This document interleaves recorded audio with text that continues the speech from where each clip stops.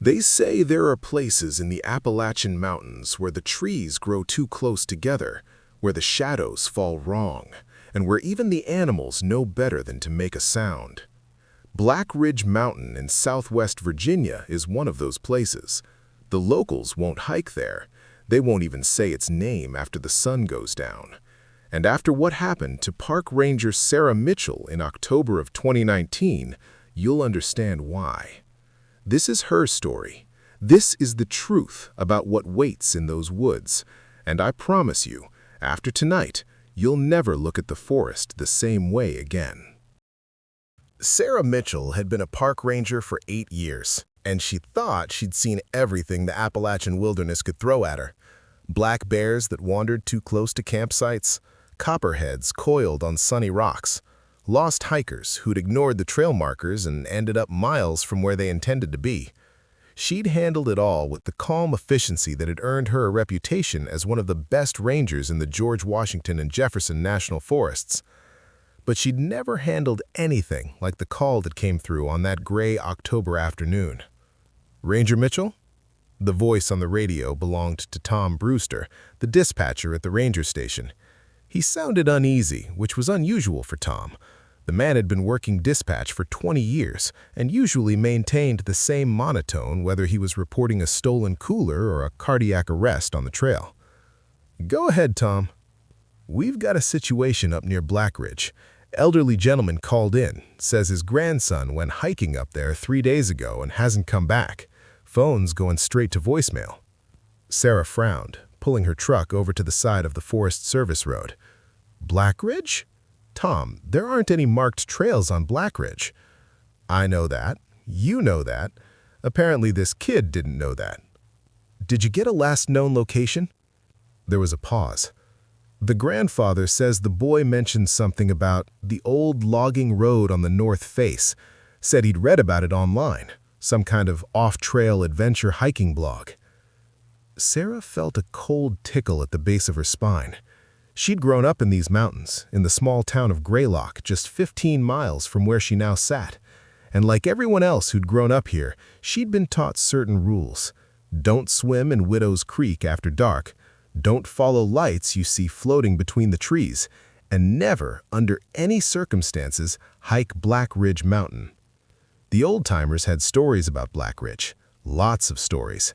Most of them Sarah had dismissed as local folklore, the kind of tall tales that got passed down and embellished with each retelling. Stories about hikers who went up and never came down. About sounds in the night that didn't come from any animal in any field guide. About something old and hungry that lived in the deep places beneath the mountain. But stories didn't make people disappear, and someone's grandson was missing. "I'll head up there. Send me the grandfather's contact info. I'll call him on the way." "Sarah," Tom's voice dropped lower, "be careful up there. I know you think the stories are just stories, but my grandfather used to trap those woods back in the 50s, and he swore up and down that there was something wrong with that mountain. Said he'd see things, tracks that weren't quite right, trees with marks on them that looked like something big had been scraping its claws against the bark. I'll be careful, Tom. Mitchell out." She ended the transmission, but Tom's words lingered. His grandfather had been a tough old mountain man, not the type to spook easily. What could have scared someone like that? The drive to Blackridge took 45 minutes on increasingly rough Forest Service roads. The autumn afternoon was dying, shadows growing long between the trees. Sarah had called the grandfather, Ernest Watkins, age 76, and gotten what information she could. His grandson, Kyle Watkins, was 24 years old, an experienced hiker from Richmond who'd been looking for adventure. He'd set out 3 days ago with a full pack, GPS, satellite phone, and all the right gear. And now he was silent. Sarah parked her truck at the end of the last drivable road and gathered her equipment. Flashlight, radio, first aid kit, rope, flares. Her service weapon, a Glock 22, sat heavy on her hip. She'd never had to fire it at anything but a rabid raccoon, and she hoped today wouldn't change that. The forest was quiet as she started up the slope. Too quiet. It was late October. She should have been hearing the rustle of squirrels gathering nuts, the chatter of birds settling in for the evening, but there was nothing. Just the crunch of her boots on fallen leaves and the sound of her own breathing. The old logging road wasn't hard to find. It was overgrown now, reclaimed by the forest after decades of disuse, but the cut in the trees was still visible. Sarah followed it upward, her eyes scanning for any sign of the missing hiker. 20 minutes in, she found the first marker. It was a strip of orange surveyor's tape, tied to a branch about 6 feet off the ground. Fresh. Sarah felt a flicker of relief. Kyle had been marking his trail. That was smart. She continued forward, finding another marker 50 yards ahead, then another. But as she climbed higher, something began to feel wrong. The trees here were different. Ancient hemlocks towered overhead, their branches woven so tightly that almost no light penetrated to the forest floor. The ground was soft with decades of fallen needles, muffling her footsteps. And the air had a smell to it, damp and organic, like an old root cellar. Sarah found the 4th marker, then the 5th, but between the 5th and 6th, she noticed something that made her stop dead. Scratches on a tree trunk. Deep gouges in the bark, running vertically down the hemlock. She approached slowly, pulling out her flashlight for a better look. The marks were fresh, white wood showing beneath torn bark, and they were high, at least 8 feet up the trunk. Sarah was 6 feet tall, and she'd have to jump to reach where these scratches started. Her hand moved unconsciously to her weapon. "Kyle?" she called out. "Kyle Watkins, this is Park Ranger Mitchell. Your grandfather sent me. If you can hear me, call out." Her voice seemed to be absorbed by the trees, traveling only a few feet before disappearing into the silence. No response. She found the 6th marker, and then, 20 feet beyond it, Kyle's backpack. It was sitting upright against a tree, as if someone had carefully placed it there. Sarah keyed her radio. "Base, this is Mitchell. I've located the missing hiker's gear at..." She checked her GPS unit. "Grid reference 425 by 738. Pack appears abandoned but undamaged. No sign of the hiker. Over." Static crackled. "Copy that, Mitchell. Do you need backup? Over." Sarah looked around at the darkening woods. Every instinct she had was screaming at her to say yes, to get out of these woods and come back with a full search team in the daylight. But it would take backup at least an hour to reach her position, and it would be fully dark by then. And if Kyle was injured somewhere nearby, an hour might matter. "Negative, Base. I'm going to do a sweep of the immediate area. We'll report back in 30 minutes. Over." She approached the backpack and carefully opened it. Everything was still inside. Food, water, first aid kit, even the satellite phone. The phone's battery was dead, but otherwise it was undamaged. Why would Kyle leave all his supplies behind? Sarah stood, playing her flashlight beam in a slow circle. That's when she saw them. Footprints in the soft earth, bare footprints, human-sized but somehow wrong. The toes too long, the arch too high, the stride too wide. And they were leading deeper into the forest, away from the trail. "Kyle?" she called again, following the prints. "Kyle, if you can hear me, stay where you are. I'm coming to you." The footprints led her through a maze of ancient hemlocks and over a small ridge. Sarah's flashlight beam cut through the growing darkness, and the cold October air seemed to press against her skin. She'd been in these woods hundreds of times, but never this deep on Blackridge, and never this late in the day. The footprints stopped at a clearing. It was a small open space, maybe 20 feet across, where a lightning strike or disease had killed several trees. In the center of the clearing stood an old stone foundation, the remnant of some structure long since collapsed and reclaimed by the forest. And scattered around the foundation were bones. Sarah's throat went dry. They were old bones, weathered gray by time and the elements. Deer, mostly, from what she could tell, but there were others, too. She crouched down, examining them with her flashlight. Small bones that might have been from a dog, larger ones that looked disturbingly wrong. too big for any animal that should live in these woods. And then she saw the boot. It was half buried in leaves near the foundation, a modern hiking boot, the kind serious backpackers wore. Sarah's hand trembled as she brushed away the leaves. The boot wasn't empty. She jerked back, her heart hammering. Inside the boot were the desiccated remains of a foot. Old remains, months old at least, maybe longer. This wasn't Kyle. How many people had disappeared up here? A sound made her spin around, a soft scraping, like something being dragged across stone. It came from beyond the clearing, deeper in the woods. Sarah drew her weapon, her training overriding her fear. "Who's there? This is Park Ranger Mitchell. Show yourself." The scraping stopped. The forest fell silent again, that unnatural, oppressive silence that she was beginning to hate.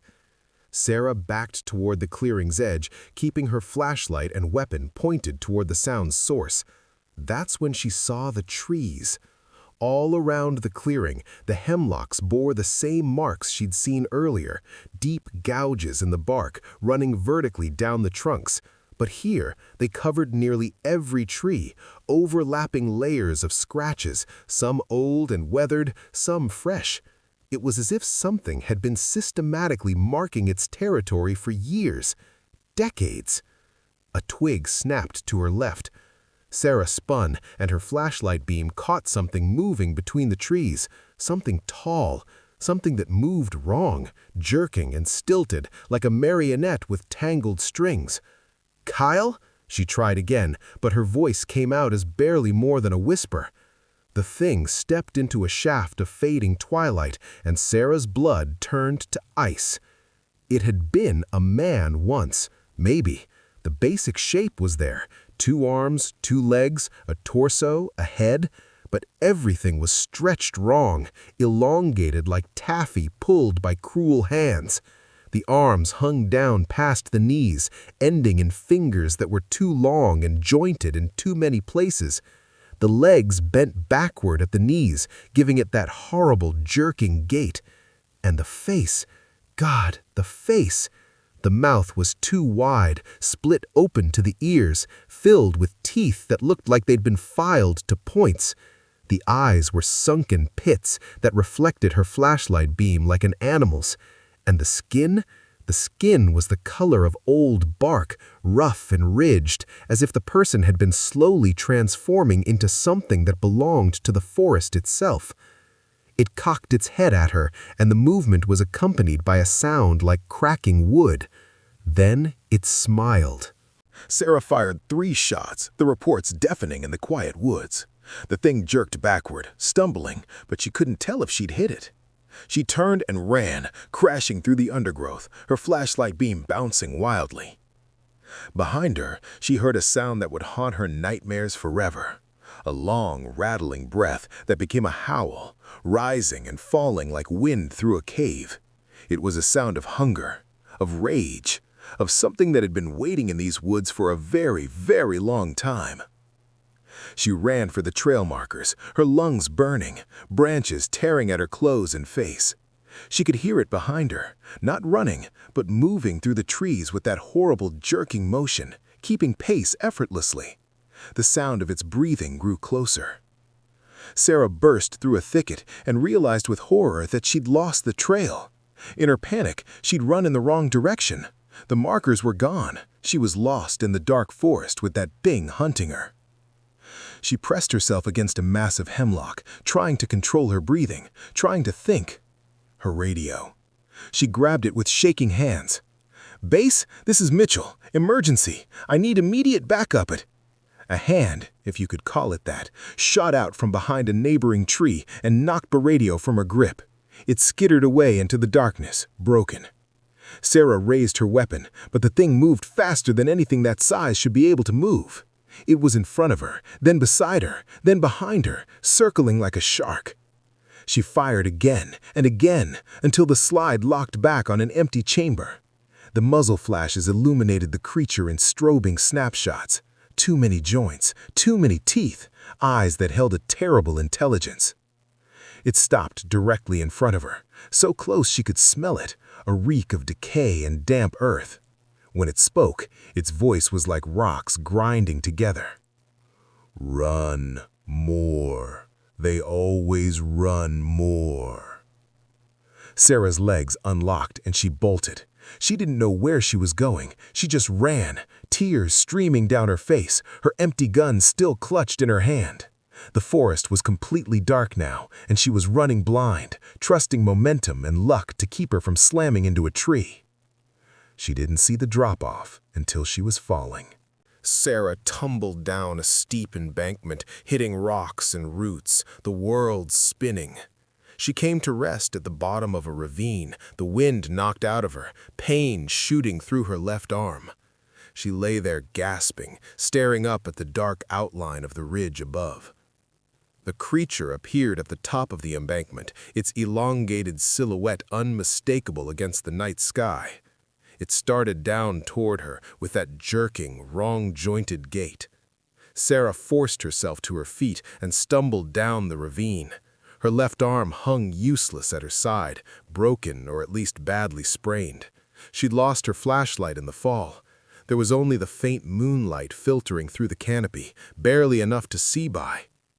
The ravine opened into a wider hollow, and Sarah saw something that gave her a desperate flicker of hope, a light. A faint, warm light flickering between the trees ahead. A campfire? "Help!" she screamed, running toward the light. "Help me, please!" As she got closer, she realized it wasn't a campfire. It was a structure, an old cabin, barely more than a shack, with light seeping through gaps in the walls. Sarah didn't care. Shelter was shelter. She threw herself at the door, pounding on it with her good hand. "Please, there's something out there! Please let me in!" The door opened, and Sarah fell inside, collapsing on a dirt floor. She looked up to see an old man standing over her, holding an ancient-looking lantern. He was thin as a rail, with a long white beard and eyes that had seen too much. "You brought it here," he said quietly. His voice carried no accusation, only resignation. "You brought it right to my door." "I'm sorry," Sarah gasped. "I didn't know where else to go. There's something out there. Something—" "I know what's out there," the old man interrupted. He moved to the door and slid a heavy wooden bar across it, then went to the cabin's single window and closed a thick wooden shutter. "I've been hiding from it for 43 years. Sarah stared. "What?" "Name's Marcus Henley. I was up here hunting back in 1976 when I found what you found. That stone foundation. The bones. Thought I'd stumbled onto some kind of animal den. Then I saw it. That thing. It chased me, just like it chased you. I got away, came down from the mountain and tried to tell people what I'd seen." He laughed bitterly. "Nobody believed me. Said I'd been hitting the moonshine too hard. So I came back up here to prove it, to get evidence. That was my mistake. See, the thing about that creature, it doesn't just hunt you. It claims you." "What do you mean?" Marcus held up his hands, and Sarah's stomach turned. His fingers were too long, jointed in too many places, just like the creature's. It got close enough to touch me. Just once. That's all it took. Started that very night. My fingers began to change. Then my arms, my legs. I knew if I went back down to town, it would finish the change. So I stayed up here, built this cabin, and I've been fighting it ever since. A sound from outside, that horrible scraping against the cabin walls. 43 years, Marcus continued, his voice shaking. 43 years I've kept it at bay. I don't eat the meat it leaves me. I don't drink from the streams it fouls. I don't sleep in its stone foundation. As long as I resist, as long as I hold on to what makes me human, I don't change completely. The scraping grew louder, more insistent. The creature was circling the cabin. "But you can't resist forever," Marcus said. Every year I feel more of myself slipping away. My bones ache from fighting the change. My mind plays tricks. Sometimes I forget what I looked like before. Sometimes I forget why I'm fighting at all. There has to be a way to kill it, Sarah said desperately. Kill it? Marcus laughed again, a sound like breaking glass. Girl, that thing is old, older than these mountains, older than the tribes that used to worship it. It's hunger given form, and you can't kill hunger. You can only resist it, or become it. A crash at the door, the wooden bar cracked but held. It knows you're in here. It won't leave. Not now, not ever. You have two choices. You can try to run, and it will chase you down and drag you back to its foundation, where it will slowly consume you over days or weeks. Or, he didn't finish the sentence. Or what? Sarah demanded. Or, you can do what you did to those lost people when you found them in the woods. Remember how you helped them? Sarah's blood ran cold. I've never found any lost people up here. This is my first time on Blackridge. Marcus's eyes widened slightly. Then they focused on something behind her, and his face went pale. Sarah turned slowly. There, in the corner of the cabin that had been hidden in shadow, was another person, or what had been a person. He was younger than Marcus, maybe in his 60s, and the transformation was more advanced. His arms had fully elongated, his fingers had become those terrible jointed claws, and his face had begun to split at the mouth. No, Sarah whispered. I found him about 20 years ago, Marcus said quietly. He was like you, a ranger, came up here looking for missing hikers. The thing touched him. I brought him here, tried to help him resist like I had, but he wasn't strong enough. The change took him. The thing that had been a ranger opened its too wide mouth and made a clicking sound. Sometimes I talk to him, Marcus continued, or I did at first, before he forgot how to speak, before he forgot his name. He's not all gone yet. There's still something human in there deep down, but it's fading. Another few years and he'll be like the one outside, completely consumed. Another impact at the door. The bar splintered but held. I'm so tired, Marcus said. His voice was barely a whisper now. So tired of fighting, of remembering. Sometimes I think it would be easier to just let go, to walk outside and let it finish what it started 43 years ago. No, Sarah said firmly, though her own voice shook. No, we're going to get out of here, both of us. There has to be a way.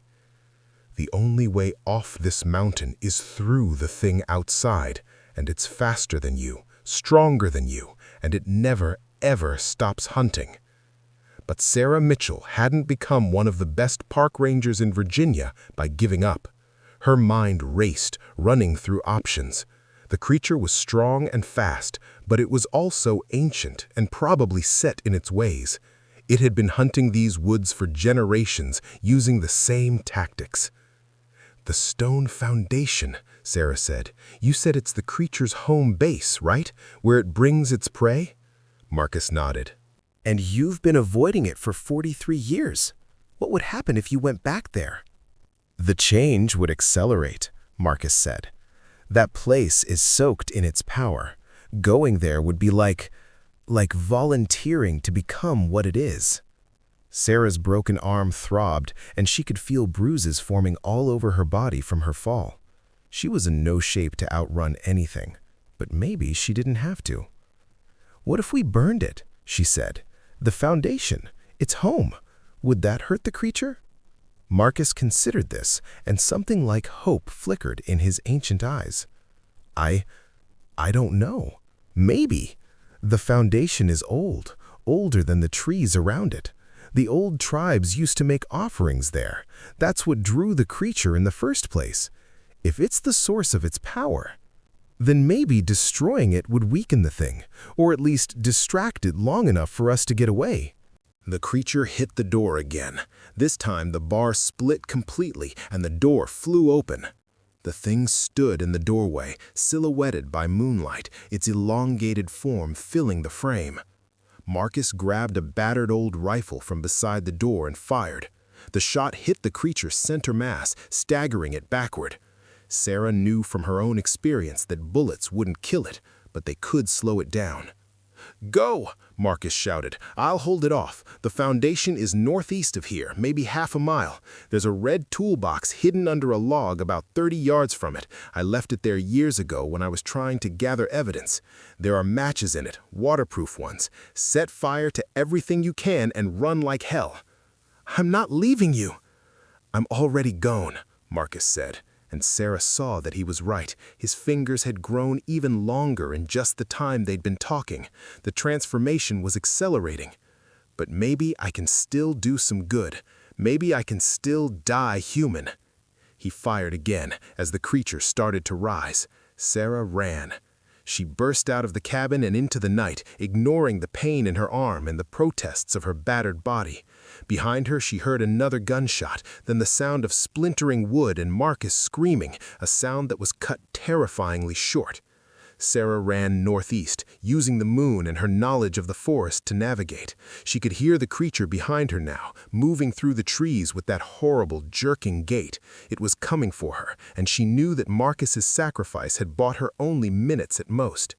She found the clearing with the stone foundation, crashed through the undergrowth, and began searching desperately for the log Marcus had mentioned. There, she spotted it, lifted it with her good arm and found the toolbox underneath. Her fingers, clumsy with fear and cold, finally got it open. The matches were there, just as he'd said. But what could she burn? The foundation itself was stone. The trees were alive and green. There was nothing that would... The bones. The clearing was littered with old bones, and scattered among them were remnants of clothing, backpacks, equipment from decades of missing hikers. Synthetic materials, nylon, plastic, things that would burn hot and fast. Sarah gathered everything she could, piling it against and around the stone foundation. She could hear the creature getting closer, that rattling breath echoing through the trees. Her hands shook as she struck the first match. It went out. She struck another. This one caught, and she held it to a piece of synthetic fabric from an old backpack. The material caught fire immediately, flames spreading with gratifying speed. Sarah moved around the foundation, lighting everything she could reach. The fire grew, consuming the pile of debris, climbing up the old stone. The flames cast wild shadows through the clearing, and Sarah saw something that made her heart nearly stop. Carved into the foundation stones were symbols, older than anything she recognized, and they seemed to writhe in the firelight as if they were alive. A sound behind her. She turned to see the creature at the clearing's edge, its elongated form fully visible in the firelight. But it had stopped. It was staring at the burning foundation with those sunken pit eyes, and for the first time, Sarah saw something in its expression that might have been fear. Or maybe it was rage. The creature opened its too wide mouth and released that horrible howling sound, but now there was something different in it, pain. The fire was hurting it somehow, or at least hurting what it had claimed as its own.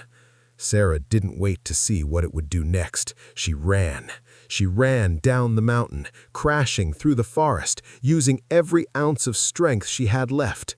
Behind her, the howling continued, rising and falling, echoing off the peaks. She didn't know if she was headed in the right direction. She didn't care. She just ran. And then, impossibly, miraculously, she saw lights, flashlights, moving through the trees below. She heard voices calling her name. "Here!"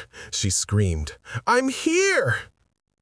The search team found her 5 minutes later, collapsed at the base of a ridge, her clothes torn, her arm broken, her face scratched and bleeding. They wrapped her in thermal blankets and half-carried her down to the waiting ambulances. "We lost contact with you. One of the searchers, a ranger named Dave who she'd worked with for years, explained as they descended. "When you didn't check in, Tom sent us up after you. What happened up there? Did you find the missing hiker?" Sarah opened her mouth to tell him everything, about Kyle Watkins, about Marcus Henley, about the creature and the stone foundation and the 43 years of horror that had played out on Blackridge Mountain. But then she saw the way Dave was looking at her, the concern, the worry, but also the doubt. She was hypothermic, injured, probably in shock.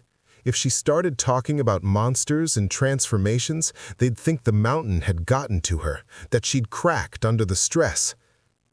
"I found his backpack," she said instead, "but no sign of him.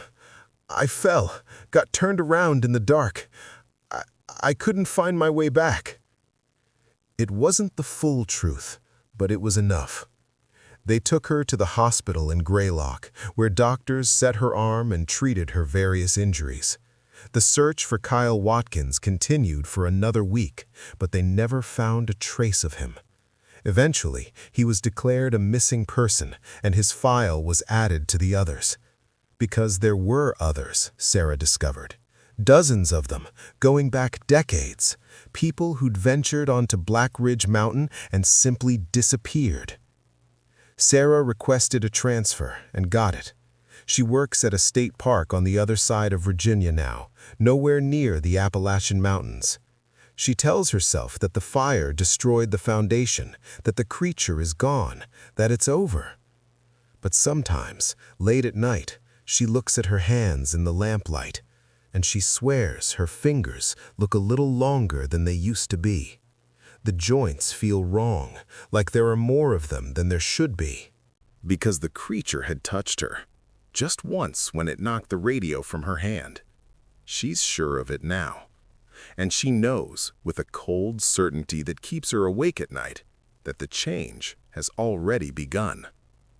She's been back to the doctor 7 times, each time insisting there's something wrong with her hands, her bones. Each time, they tell her everything is normal. The X-rays show nothing unusual. But she knows what she feels. She knows what's happening. Sometimes, on the darkest nights, she thinks about Marcus Henley, about his 43 years of resistance. She wonders how long she can fight it. She wonders what she'll become if she fails. And she wonders if someday, some other ranger will venture onto Blackridge Mountain and find her there, waiting in the shadows with the others, hunting with hunger that can never be satisfied. Because that's the thing about Blackridge Mountain, about the creature that lives in those ancient woods. It's always hunting, it's always hungry, and once it touches you, once it marks you as its own, you never really leave. You might think you've escaped. You might go back to your life, your job, your family, but part of you stays on that mountain. Part of you is always there in the dark between the trees, feeling your bones begin to change. Sarah Mitchell knows this now. She knows it in the aching of her joints on cold mornings. She knows it in the dreams that wake her gasping, dreams of running through endless forests with legs that bend the wrong way. She knows it in the way her reflection sometimes looks wrong in mirrors, stretched and distorted, showing her what she's becoming. And she knows that someday, maybe in a year, maybe in 10 years, maybe in 43, she'll feel the pull, the hunger, the need to return to Blackridge Mountain and take her place in the shadows with the others.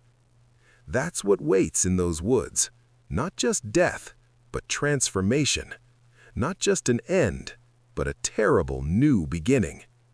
So if you're ever hiking in Virginia's Appalachian Mountains and you see a trail that's not on any map, that leads toward a peak the locals won't name, turn around, walk away.